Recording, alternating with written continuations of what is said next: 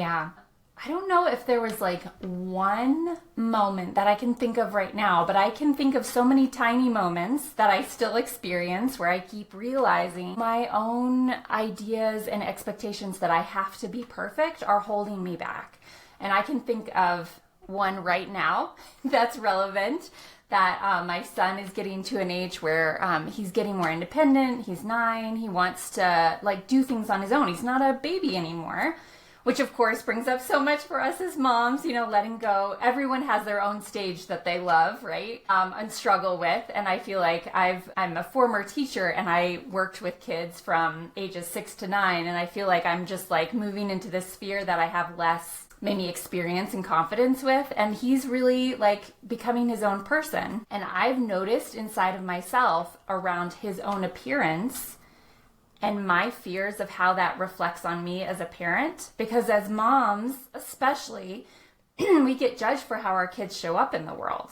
Like that's often the reality, whether right or wrong. And so how he looks, I've just been noticing that he likes his hair long. That's been his style. But he has this thick, beautiful hair that's really hard to wash. I know because I've tried to wash it. And he really wants to wash it by himself, which is a really big value of mine, to have him be independent. But oftentimes it's still not as clean as I would want it to be. And so it's like even my own perfectionism of like how people see me as a parent and me watching how that affects him. And then the tension between us of like, how can I make his hair cleaner? And how can I also just let him be himself and like figure things out on his own as he's growing and developing?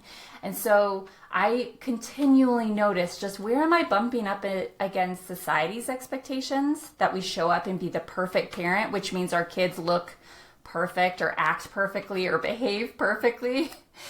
And where can I let that go and live into a more value-aligned life and let go of those expectations within? Because I don't have to internalize those.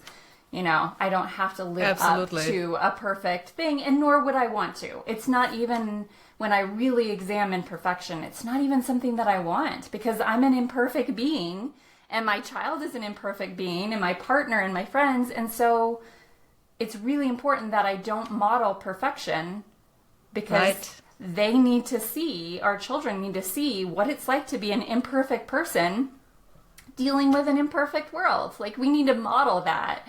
And so if we're having these high expectations, it causes us a lot of grief, and it's just impossible to meet. And we're then missing the beautiful lessons that could come from showing up as an imperfect